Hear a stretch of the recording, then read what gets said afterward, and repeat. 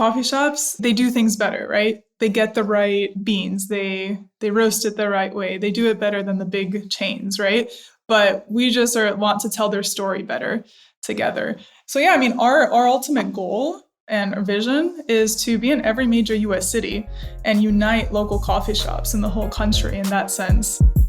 Let's discover the Cleveland entrepreneurial ecosystem. We are telling the stories of its entrepreneurs and those supporting them. Welcome to the Lay of the Land podcast, where we are exploring what people are building in Cleveland. I am your host, Jeffrey Stern, and today I had the real pleasure of speaking with Aleksandra Brankov and Cole Worley, the co-founders of Cafilia. Cafilia is a Cleveland startup and network of curated local coffee shops where people can purchase monthly memberships and enjoy a sustainable and community-driven coffee experience. Aleksandra is a proud product of Serbian immigrant parents. Born in Cleveland, Ohio, she moved to Europe to continue her professional career in strategy implementation consulting for global Fortune 500s after receiving her master's in international management in Madrid, Spain. Now back in Cleveland, Aleksandra came up with the idea for Cafilia during a winter retreat in Canada and decided to pursue it, launching the pilot program in July of 2020 in the Cleveland market. Cole had earned his degree studying marketing and entrepreneurship at the University of Dayton and has worked with companies all over the world in marketing, business development, and product management capacities. He has had a hand in launching new business units, managing mass market and luxury products, and consulting with small and medium-sized businesses. In addition, Cole led and organized the StartupBus competition across North America, where people come together, pitch their skills and startup ideas, form teams, build and launch a product in just 3 days, all while traveling to a final destination on the bus. Collectively, Cole and Aleksandra are working to bring Cafilia to every major city, all in support of local, sustainable, and quality coffee for coffee shop owners and coffee enthusiasts alike. We cover everything from historical coffee macro trends to the meaning of Cafilia, the word itself, to managing a coffee subscription service. Please enjoy my conversation with Aleksandra Brankov and Cole Worley.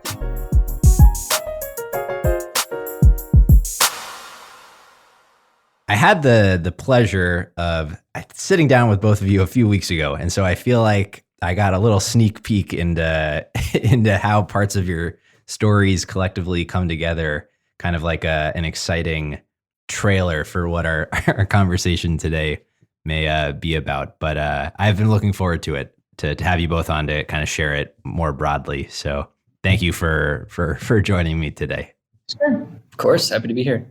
So I would love to go through, both of your backgrounds and how, your paths begin to overlap and to cross. But Aleksandra, how about you kind of set the stage for us here and tell us a little bit about yourself? Yeah, so I am born in Cleveland, originally from here. I say I'm a proud product of Serbian immigrant parents. It's really shaped me into who I am today. I went to the University of Akron for my degree in international business. And after graduating, I ended up moving to Europe for personal reasons. I got married, moved to London, and then after London, decided to apply for a master's program in business. And I got into a top 10 business school in Madrid, Spain, at IE Business School. So we ended up moving to Madrid, like basically realizing my dreams of living in Spain one day. And moved to Madrid, did my master's there, and then got a job in a local consulting company doing strategy implementation consulting for Fortune 500s. An amazing experience I had. And I felt very fortunate to get this job when it was a 25% unemployment market at the time in Spain. So I worked there for a few years until my husband and I decided to move back to the States. And then just because parents are here in Cleveland, it became, it was our home base in the beginning. And then he ended up getting a job, and then I ended up going into my own ventures here. And so here we are right now. All roads lead back to Cleveland. Yeah. Who knows where life will take us. But for now, we are here. And of course, this is where I launched Cafilia originally, and look forward to seeing what the future brings. Me as well. Well, we're glad you're here. Thank you. Cole, how about you share a little bit about yourself as well and your own path? Sure. It's kind of funny how similar our backgrounds are in a way. I'm also a boomerang. So I grew up in the Cleveland area on the east side in Sugar and Falls and moved away for college and didn't really come back for about almost 10 years. So I studied marketing and entrepreneurship at the University of Dayton. And while I was in college, I got introduced to the business scene in Southeast Asia. And from there, I got an internship opening a new hotel. And then after graduation, I moved there and I got a job basically starting new business units for a small investment firm and loved it. Basically got to manage luxury lifestyle products like cigars, whiskey stuff. We had a chain of member-only clubs, as well as we started up a mega yacht sales project. Now, unfortunately, that project never finished because 2008 happened. Most of our funding for all the new stuff dried up. And as things went on in 2009, I ended up leaving and moved back to Cleveland, Ohio in 2010. And honestly, it was like a stepping off point because I had been away for a number of years and thought, okay, let's reconnect with family and I'll find a job somewhere. But I never thought I'd be living in Cleveland today if you could talk to me back then. So Me neither. yeah. And what actually kept me here were the people I met through this organization called StartupBus. And I guess yeah. Let's go through that. I've been wanting to talk about StartupBus on the podcast for a long time, and I haven't had anyone to tell us about it. But I found it just to be this amazing concept and thing in practice. So please tell us a little bit about that. Sure. I am by no means the only Clevelander that has participated, supported it, organized, or even led the organization. I may be one of the first national directors, but in 2011 was the very first year that StartupBus became continent-wide or nationwide. They did one bus in 2010 that went from San Francisco to Austin, Texas. And that was literally a thrown together crazy idea that started because Ilya, the founder, was just having fun with friends and shooting the shit and said, hey, wouldn't it be great to put a bunch of us on a bus and build a startup and launch it at South by Southwest? And his story is well published out there. You can look it up and hear it in his own words. But it garnered some attention. So he's like, all right, let's do this bigger. And that's when the people that rode that first bus went back to their home cities. And Cleveland just so happened to have one of the original buspreneurs, as we call them, people who ride the startup bus. Anthony Broad Crawford, he was the guy that organized the very first Cleveland effort. And I was new to Cleveland as an adult, I should say. And it was a totally different town than when I left. So I really didn't know anybody. Networks were pretty thin. And I had been interviewing for jobs, but 0 offers back then. Lots of interviews, no offers. And it's like, okay, I got to do something different. Saw this little blurb on Twitter and said, okay, I'm going to show up and just see what this is all about. Met him and a handful of other people that ended up being on the bus. But it's like, you have to apply. You have to prove that you're worthy to ride the bus. Didn't know what I was getting myself into. I was just like, okay, this sounds kind of up my alley. Why not? I know how to start a business. I've done it a handful of times for other people. Well, why not do this thing and check out what this South by Southwest thing is all about?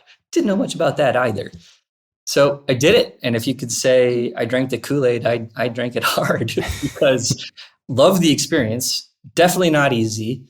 And it's like being in a pressure cooker in the form of a motor coach for 3 days with people that you've never met before, but yet now you've all been through this hardship that you've created really strong bonds. So these are people that I became pretty much instant friends with just by the nature of the hardship of trying to build a product and launch it when Now, mind you, this was in 2011 when 4G hadn't officially launched yet. So building a product back in the days of very spotty mobile internet.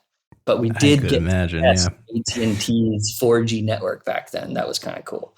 So did that, got involved with the organizing group as the organization started to formalize itself, and kept going back for more pain and torture, if you will. But it always was rewarding in the end. So we have at this point both of you back in Cleveland. How do the two of you, how do your paths begin to intersect? Tell us a little bit about that. So I got the idea for Cafilia in February 2019. There was a few months that I was thinking, what to do. Should I move forward with this? I was just trying to think what was my next professional career step. I ultimately decided June of that year of 2019 to pursue Cafilia full time. So I started with market research. Here in Cleveland, there's an organization some may know about called Jumpstart. They hosted an event that was called Startup Scale Up. And it was an event for entrepreneurs where they were just showcasing all the resources that Cleveland has for entrepreneurs. Other entrepreneurs came to it. It was actually a really great event, and it was perfect timing for me since it happened June of that year. So all of a sudden I was exposed to the Cleveland entrepreneurial ecosystem, which I honestly did not know even existed.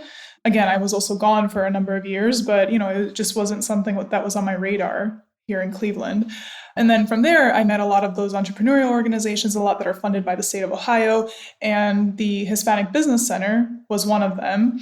And so, I was actually recommended by a coffee shop owner, in fact, that became a friend, to go check them out because he ended up getting some entrepreneurial help from them in the form of advising. And so anyway, I ended up going there and I connected with Cole there. So he was the marketing and tech advisor at the Hispanic Business Center, and we just hit it off from the first meeting.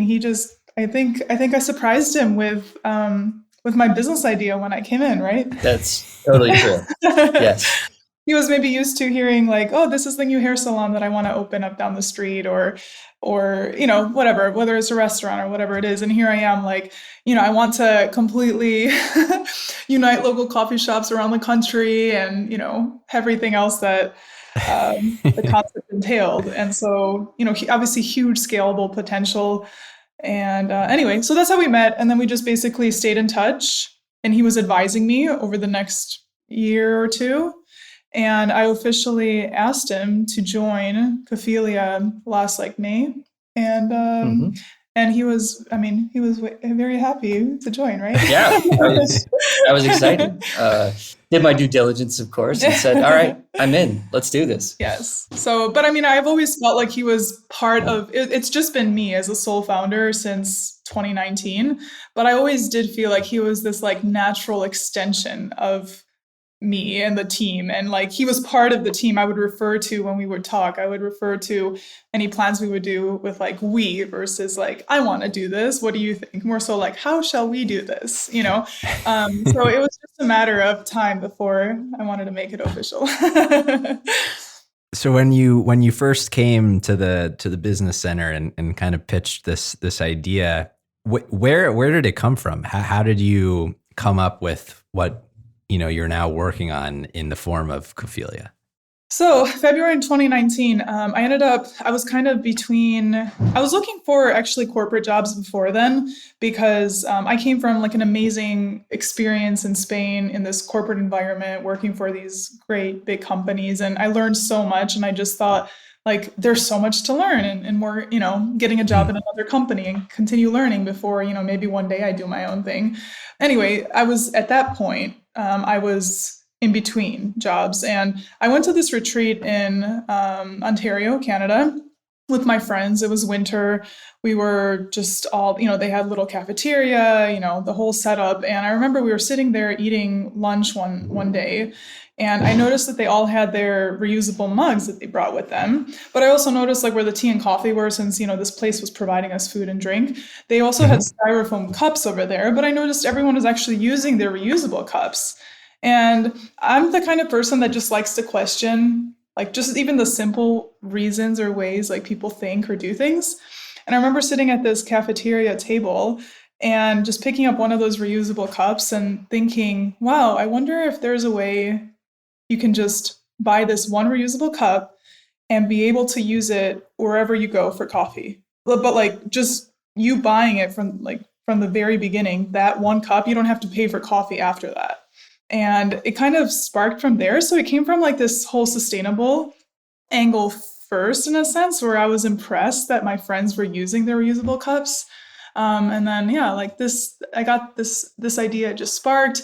And then I actually, even though it was like this nice, relaxing retreat, I ended up like getting a flip chart out and I just started like writing all over it, like who would this benefit? And I'm like, wow, this makes so much sense to benefit the local coffee shops that really have the pain point and that, you know, they could really benefit from getting like that foot traffic and visibility and like everything else. And it just all ended up coming down on paper. I wrote things down. I even was like brainstorming with some friends, the different angles, and I still have that piece of paper. I'm keeping that for, years down the line. I can say like, this is where it started. I don't want to frame it too soon, but yeah. Well, just for your own memorabilia. Yeah, maybe. It's for yourself. It's not for anyone else. Yeah. I mean, that will have incredibly powerful nostalgia to it, I think, over time. Yes. That's the proverbial, business plan on a napkin. That's pretty It is, amazing. except it's like a poster board paper. And I'm like, it's a little harder. Oh, it's to that frame. big? It's like a flip chart. Oh, it is. Paper. It truly is like a flip chart piece of paper. So That's amazing, though. This idea manifests in, from real world inspiration. How do you begin to go about understanding the problem, right, at the intersection of supporting local business and sustainability and this model? How does Cafilia then come to be? I was going to lead you in, Aleksandra, because I think this is where her consulting background really impressed me as the business advisor that she sat down with, because I was like, wait, you've done what already? The market research. Yeah, she interviewed 200? 70, 80 people in person. Oh, but there's over. And then I had like over 500 survey respondents from Yeah. like locally and all over the country and like different types of channels that I interviewed. I normally pull teeth to get that kind of info. Yeah. I loved from a it. first-time founder. Yeah, I loved doing the market research actually. So to answer your question first, I did actually start putting the pieces together during that retreat. Like I said, on that paper, I identified like these are the pain points of local shops. This is like how this concept can benefit them. And obviously slowly over time it developed. But as Cole was saying, so my first step in moving forward from like all my business school training over the years, right, is like market research is so important. And so I actually went to the local coffee shop that was on the street from me. And I talked to the owner first. I got a couple intros to like a couple coffee shop owners, just also talk to them on that side, because our like Cafilia is this two-sided market, right, where we have like local coffee shops on one side and then coffee drinkers on the other. And I wanted to get the points of view of both, obviously, to see, is this an idea that is worth it? Is it something that has like some type of a potential, from both sides? So I sat down with some local coffee shop owners, kind of got their take on not only how their business runs, but also, this is the idea, what I'm thinking, what do you guys think about this? And then one of those coffee shop owners, I asked her if I can do market research in her shop. So what I spent like doing in a whole month, I think that's what you were probably impressed about. I did 70 interviews within a month at this shop. And I would just go to the shop and I would just sit there and I would be like truly working. I mean, my brain just got going. Like, how could this develop into this like amazing company one day? But, people are sitting there and I would just go up to them if they were alone and not like in conversation with someone else and just say, hey, I have this business idea and I'm doing a survey and like, do you want to tell me about coffee? Like how you drink coffee, what your habits are. It's a coffee business. And, coffee is very unintimidating. And if they're in a coffee shop, it's probably because they like coffee. So they were like, yeah, sure. So it was so interesting to obviously get all of that insight from the coffee drinkers within shops. And then I also launched like 3 different survey channels online, like one local, one national, just to really get a nice idea of just like what the public public's coffee habits are and all of that. And then I also did one other piece of market research that I also found important, which was I know that I was interviewing people that were like sitting in coffee shops, but then I thought like there's also this missing element of the target market of people that are on the run and just like go into a coffee shop, get the to-go coffee, and then go back to work. So there was like maybe about like 10 days where I would go to downtown Cleveland in the morning between usually like 8 and 10 a.m. I would just stand outside some of the local coffee shops. I had these little cards, like business cards I printed that had a QR code on them. And I would just, it would say something like, share your coffee habits with like a local startup. And I would just, as people are coming out with their coffee, I would just say, hey, I have a business idea for a coffee subscription startup. On your way back to the office or whenever you have time, when you sit down, you can just scan this with a QR code and fill out my survey. And I actually ended up getting like 80 or 90 respondents on that. And that was like after passing out about like 400 cards. So if you do like the ratio is actually pretty good. Yeah, that's very good turnout. Yeah. But it was great. Obviously, like everything, like the more information and insights you have and like qualitative and quantitative, it really helps you, obviously form like next steps and, just give you a better understanding of the market. So knowing your customer.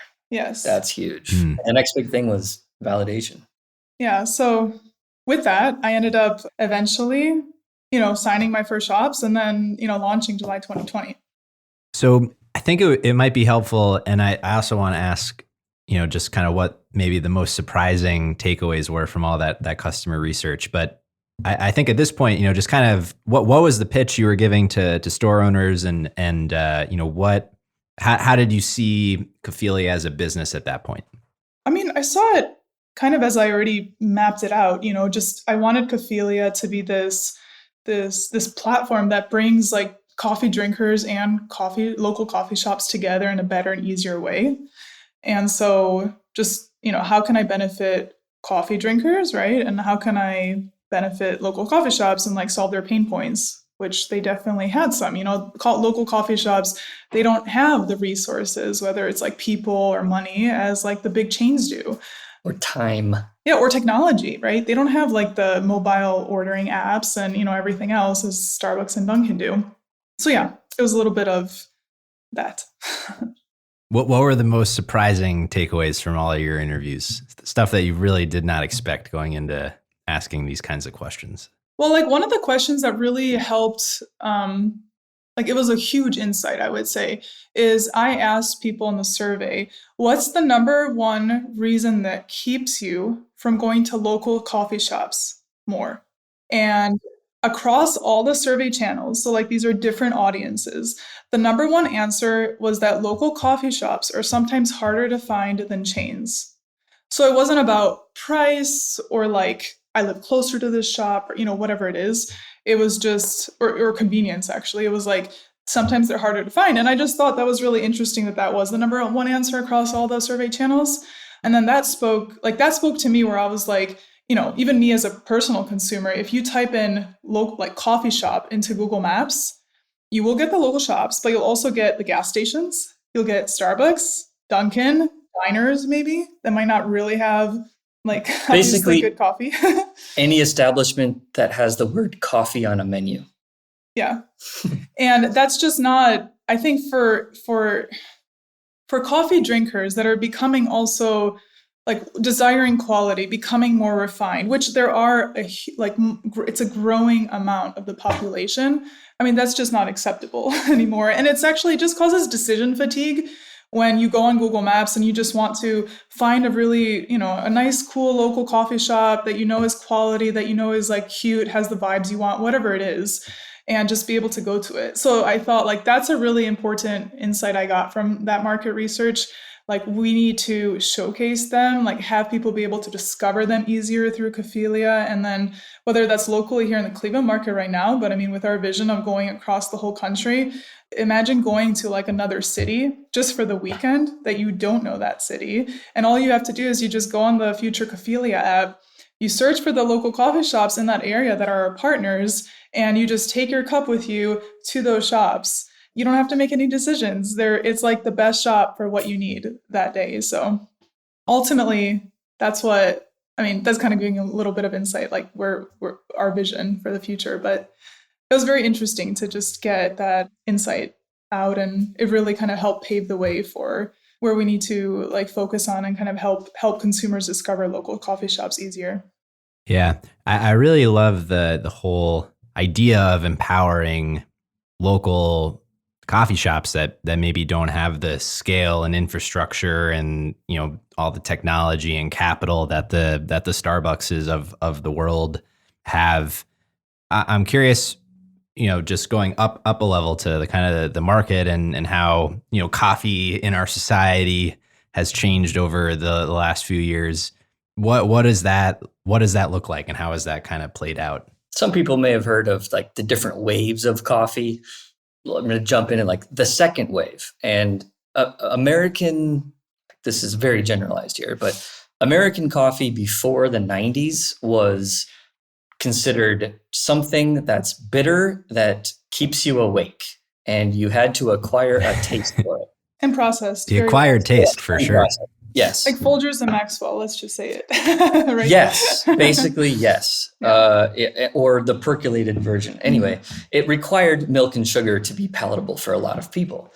Enter Starbucks in its big push to really change the way that Americans, or I should say, change the relationship that Americans have with coffee.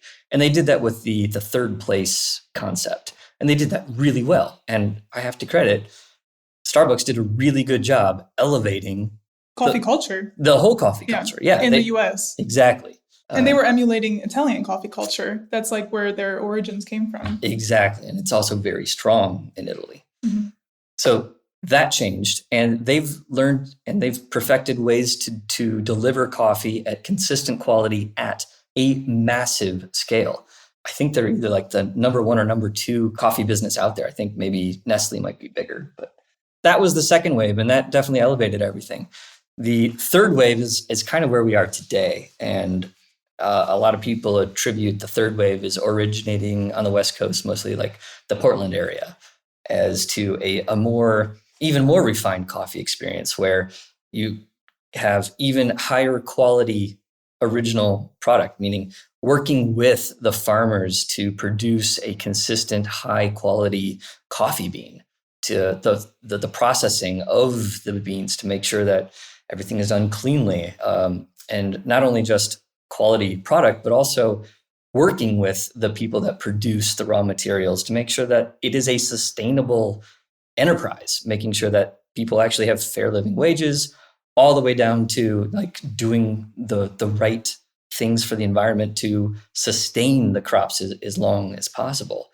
All of that goes into producing a much higher quality coffee. But what does it really taste like? Well, it means that there's different flavors to coffee than what we as Americans typically would associate. So you go from like the 1950s to the 1990s of this super bitter Arabica Robusta coffee mix to mostly Arabica coffees today, which is what is considered like a higher quality coffee. It has more flavor, slightly less caffeine. Obviously there are way more coffee-centric people than even myself. In this third wave, there's multiple different types of brewing.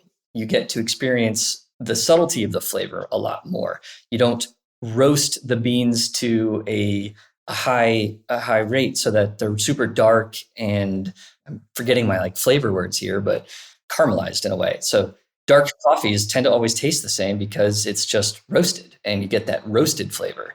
Well, there's other flavors that are hiding in the beans if you don't roast it as long.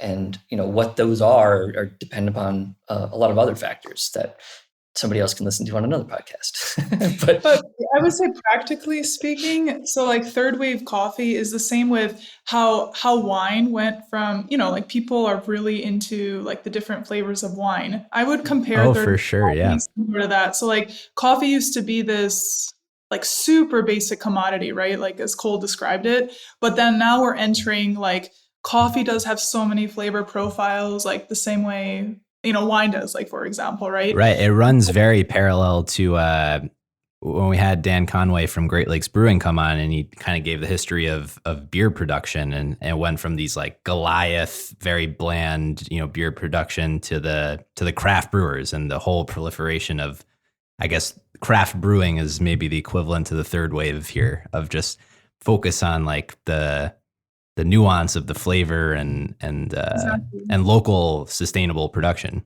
And it ultimately also being like more of an experience than Mhm. just fuel, right? And Right. that's why Yeah. that's why there are so many beautiful local coffee shops now, and coffee shop owners that are so dedicated to, getting the right beans, like brewing them really well, serving that nice cup that just like warms your day. It's a totally different experience, so. Hmm. So from a, I sign up for Cafilia.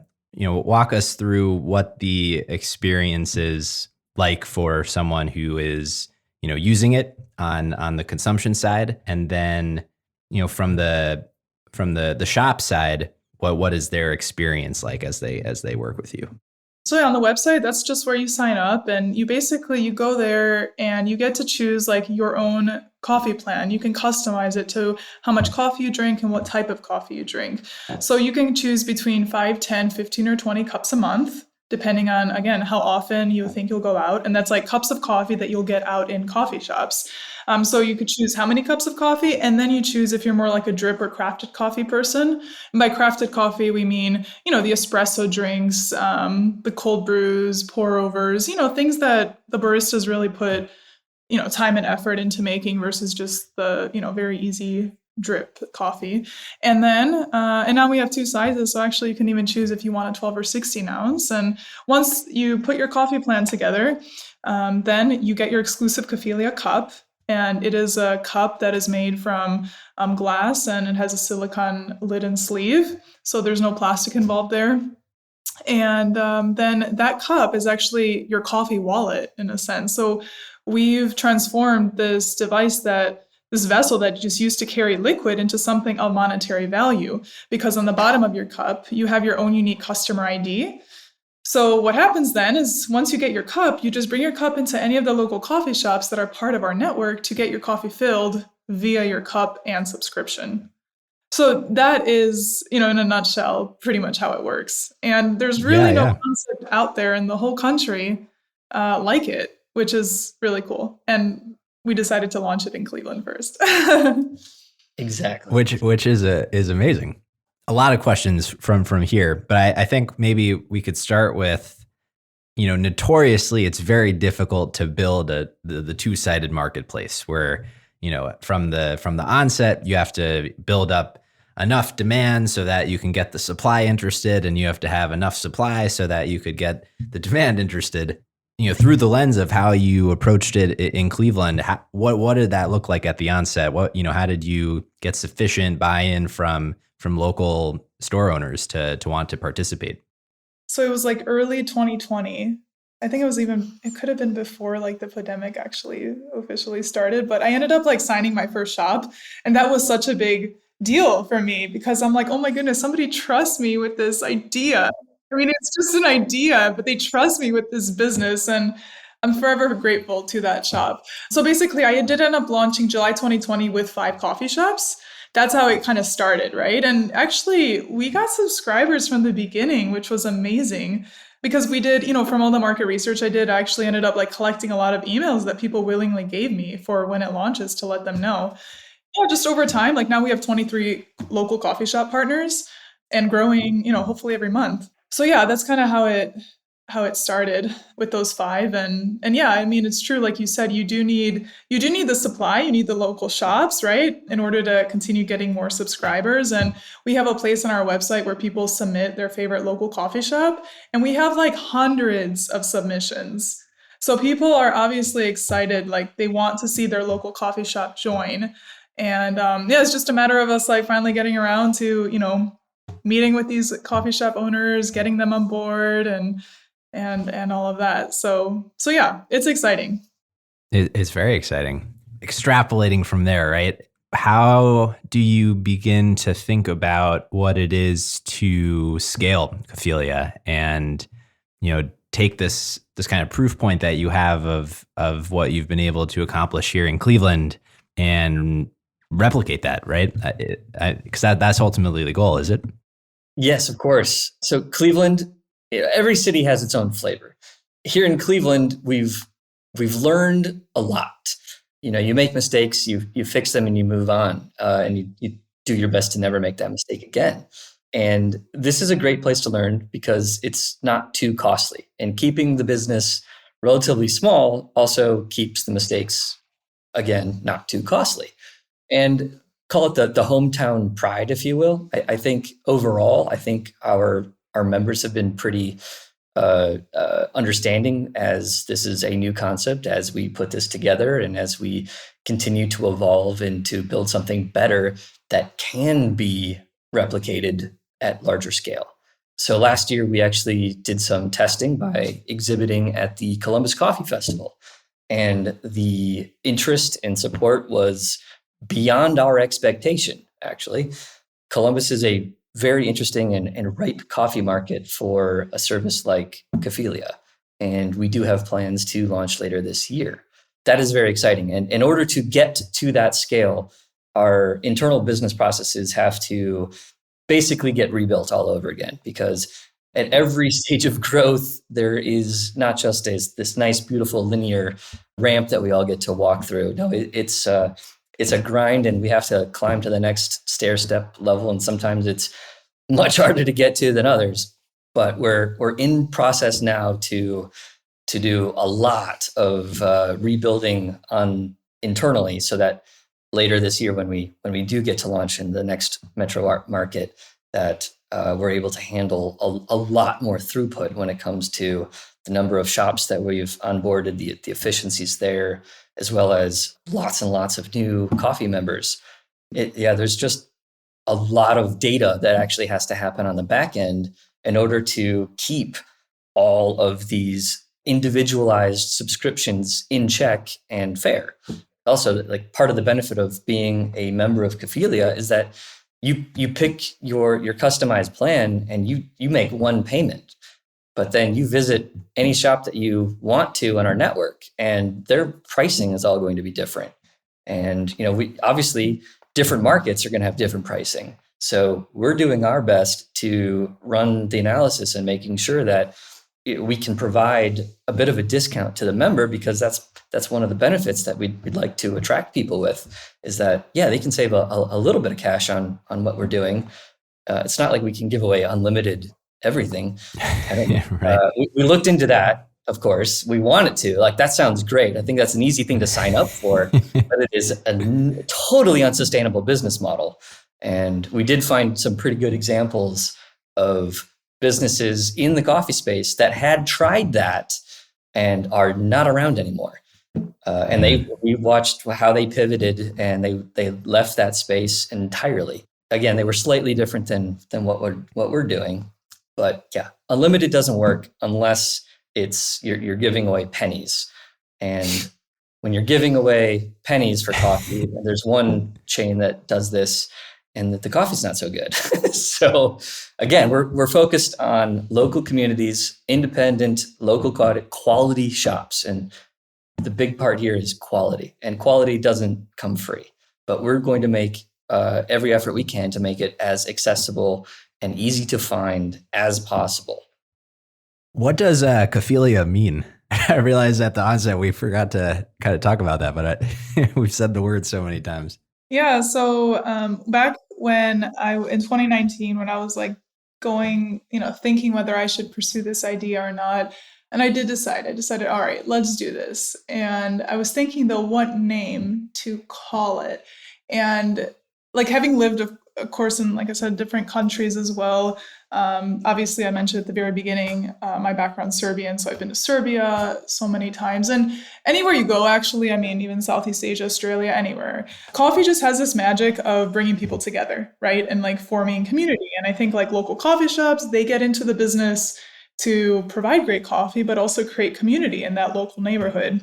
And so as I was thinking, I actually went through this like design thinking exercise with a good friend of mine from Barcelona. And as we're doing this, he's asking me if you've heard about the Golden Circle by Simon Sinek. And you start with like the why's in the middle, and then there's the how, and then the what. And we were going through this exercise. And when we got to the why, he's like, well, what's the why? And like, it was, at that early stage, I was like struggling, like, what is the why? And then he's like, well, what's your personal why? Mm-hmm. And I remember thinking like, all right, just be as simple as possible. What is my why?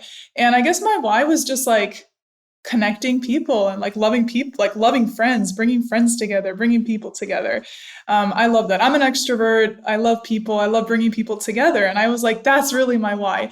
And then I also remembered studying actually like in Greek, there's like 4 words for the word love in Greek. And so philia was one of those words.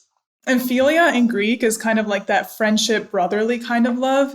And that's why like Philadelphia, for instance, it has the name, the city of brotherly love, because of the root Philadelphia.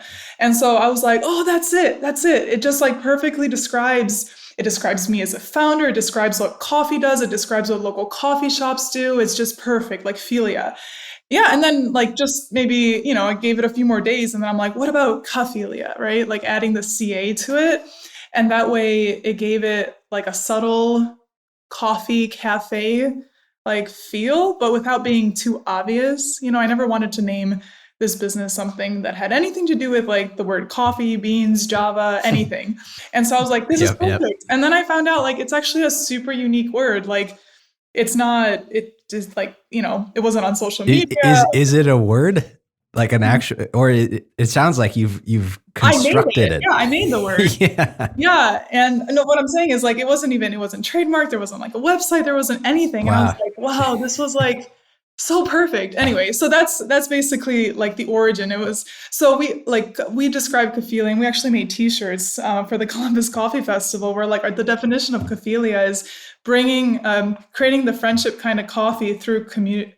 Oh, how was it exactly? Do you remember? It's literally a dictionary graphic artist art of a dictionary entry, and complete with a phonetic section. Oh, I remember. It was spreading the friendship kind of love through coffee and community. I believe that's what it was. That sounds right.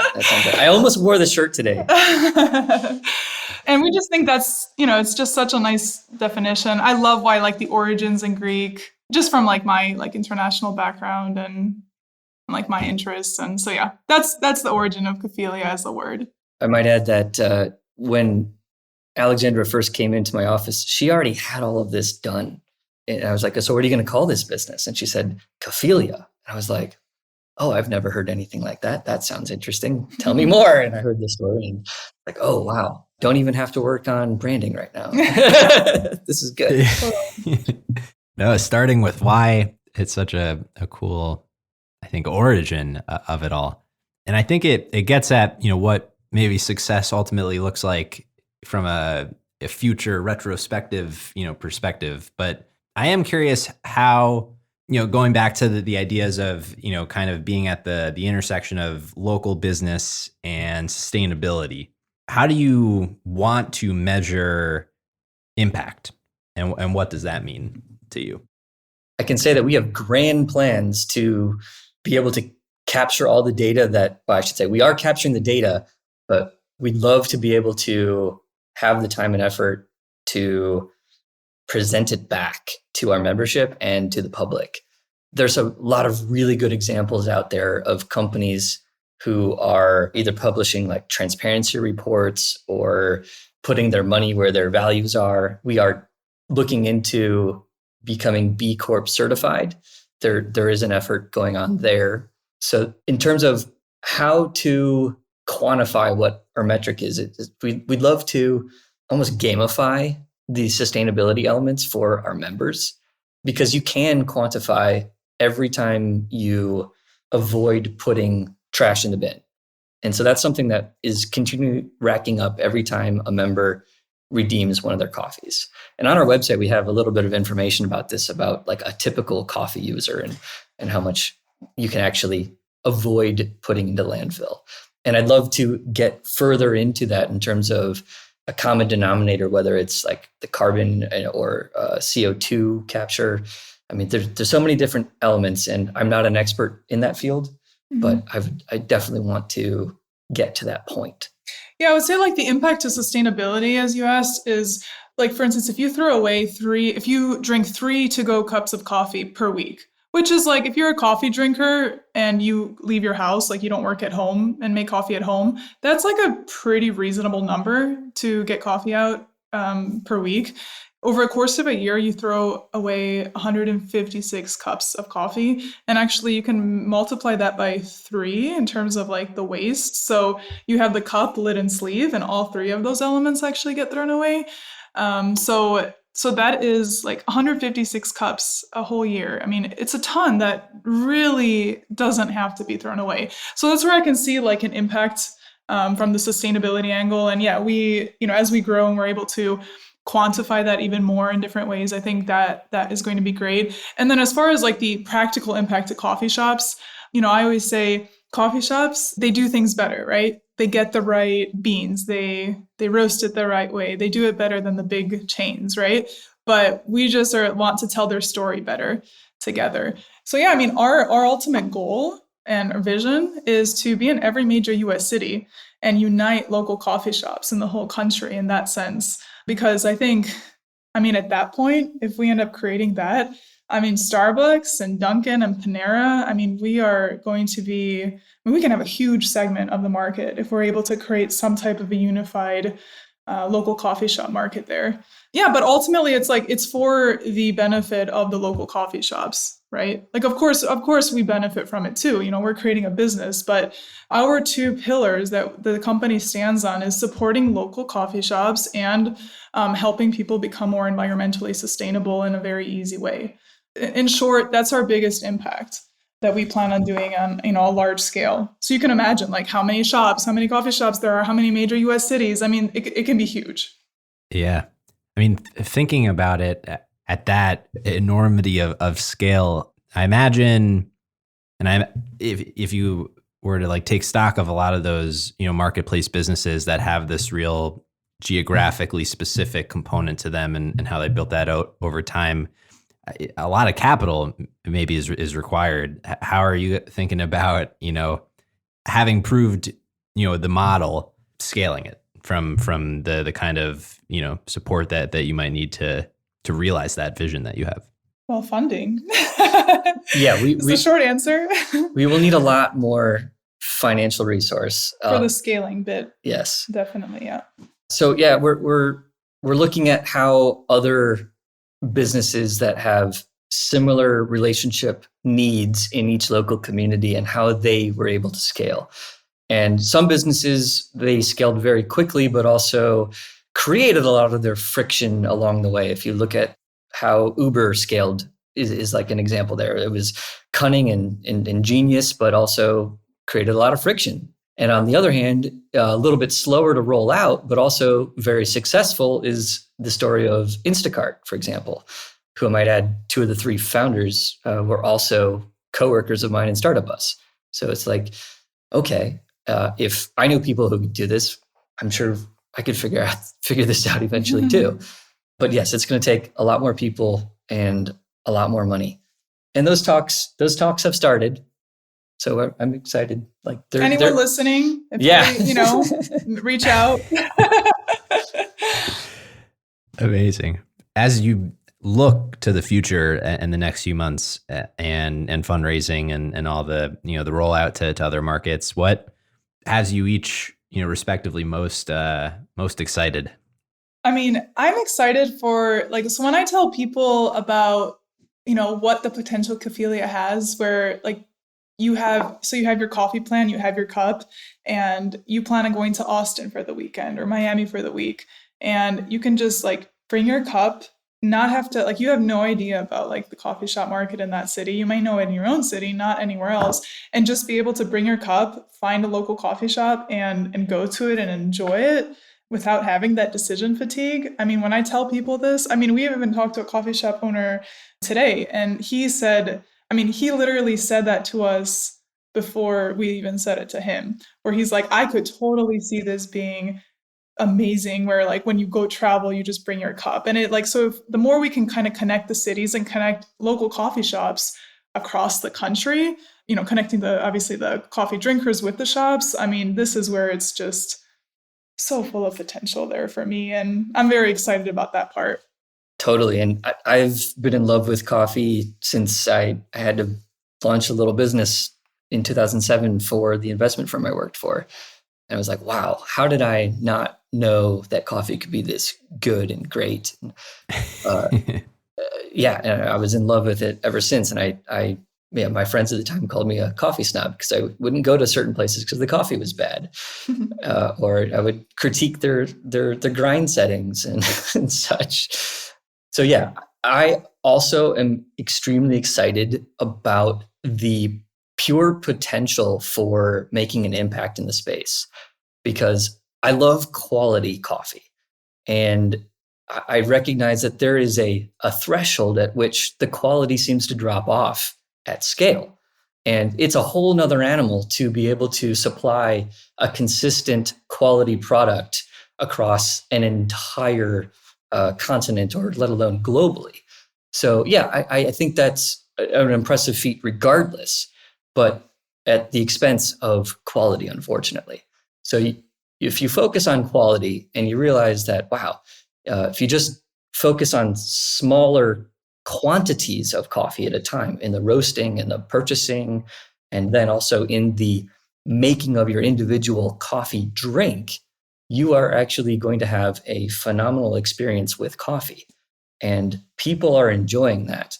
And I just want to make sure that that doesn't die because small independent coffee shops, they're really good about delivering a quality coffee experience and really good about keeping a local community of coffee drinkers happy, and life happens in these coffee shops. So how can I make sure that, and do my part to make sure that this local community and life in a world that is super connected yet disconnected through technology, how can we actually just show up and enjoy something together?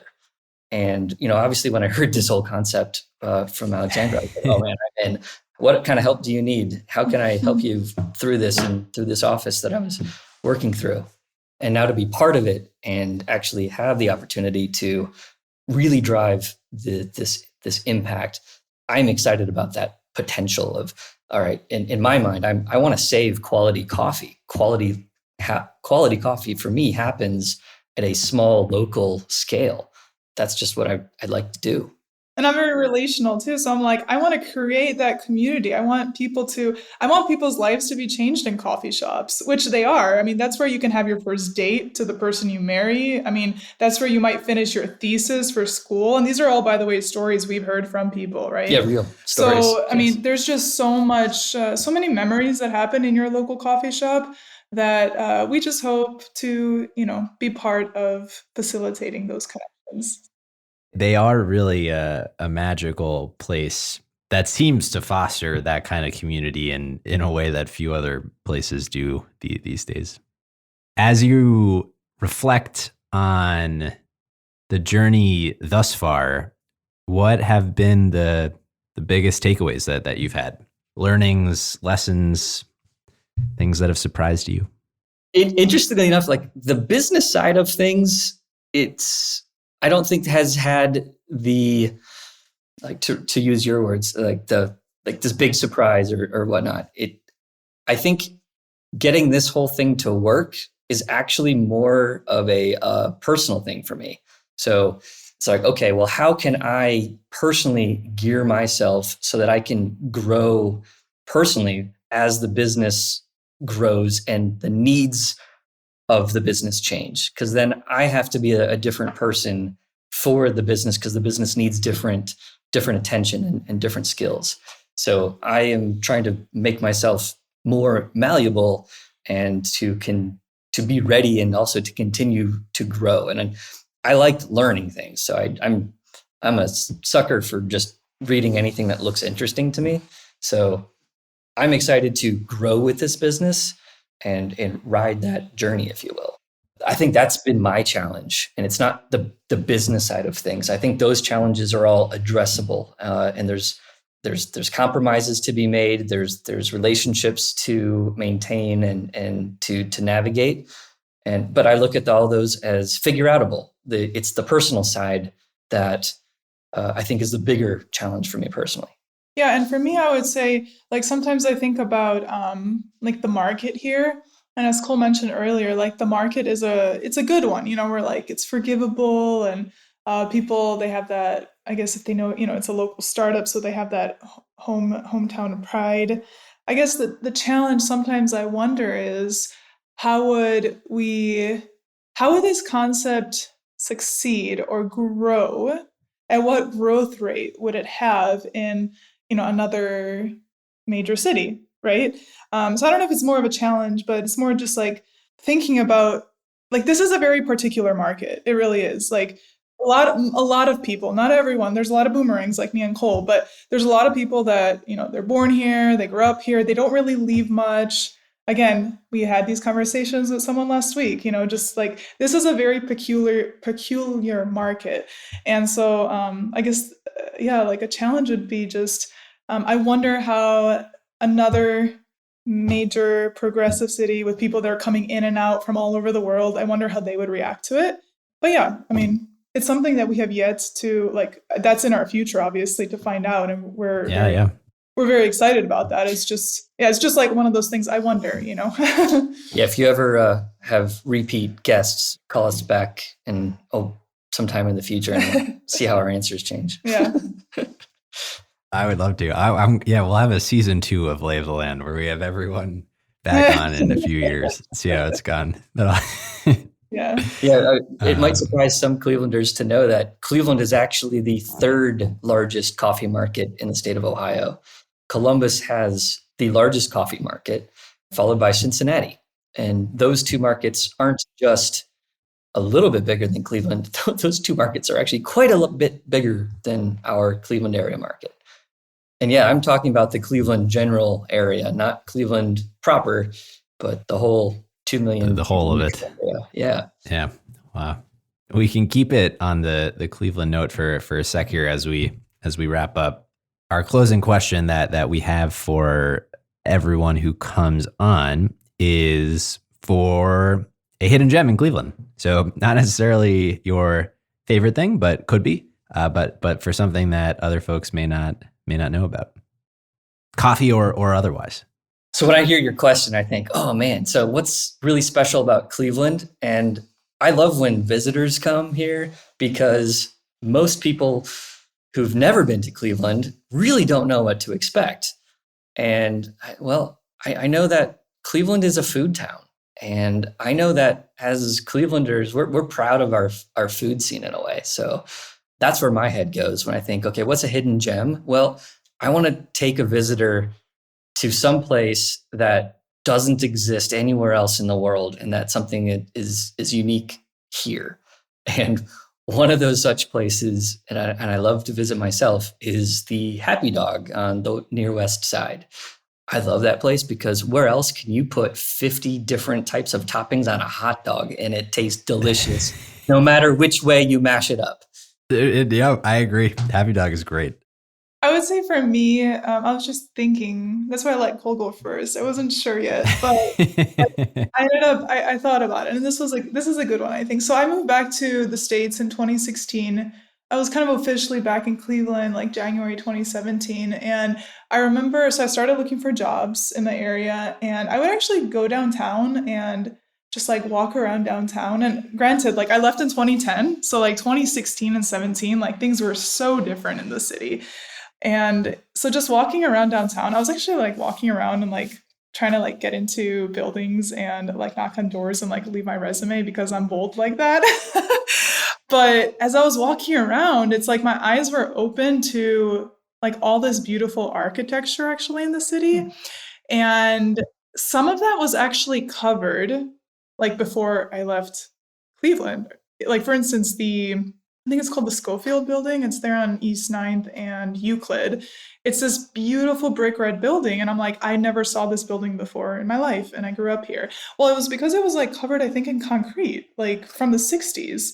It was, quote, modernized in the 1960s with a facade. I know exactly what building you're talking about. Yes. And it's beautiful. And I'm like, what happened? So it was that. And then you have like the Heinen's downtown that used to be a bank. And like, it has this beautiful rotunda and architecture. And then if you go down East 9th, there's like the Marble Room restaurant for those that know Cleveland. And it used to be National City Bank headquarters. And it was actually the largest U.S. bank lobby. It's largest or second largest U.S. bank lobby.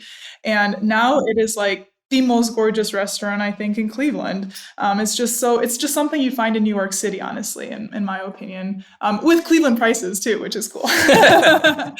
But anyway, so I think it's definitely just like the architecture is really like the hidden gem, and there's a lot of Art Deco. And I'm not like an architect. I've never like studied architecture in like such a deep way, but I have like a deep appreciation for history, culture, and architecture when you kind of put it all together. So I just love learning about like the history of Cleveland and like through the architecture and through all these buildings I was discovering as I was walking around downtown for like, a week or two. So yeah, I think that is Cleveland's hidden gem.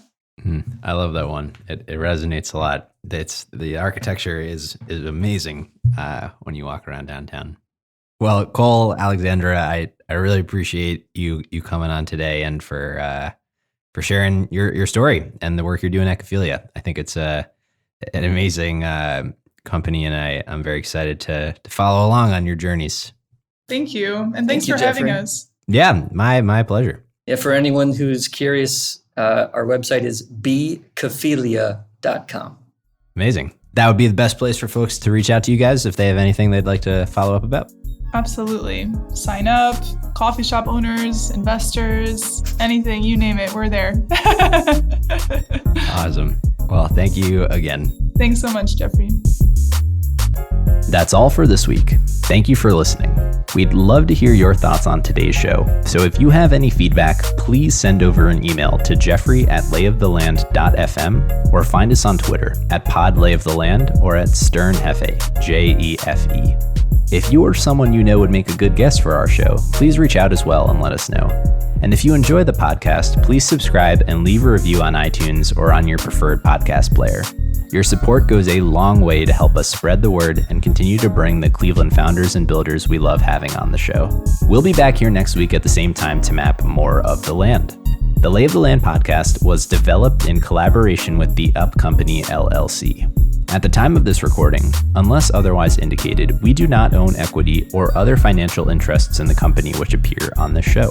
All opinions expressed by podcast participants are solely their own and do not reflect the opinions of any entity which employs us. This podcast is for informational purposes only and should not be relied upon as a basis for investment decisions. Thank you for listening, and we'll talk to you next week.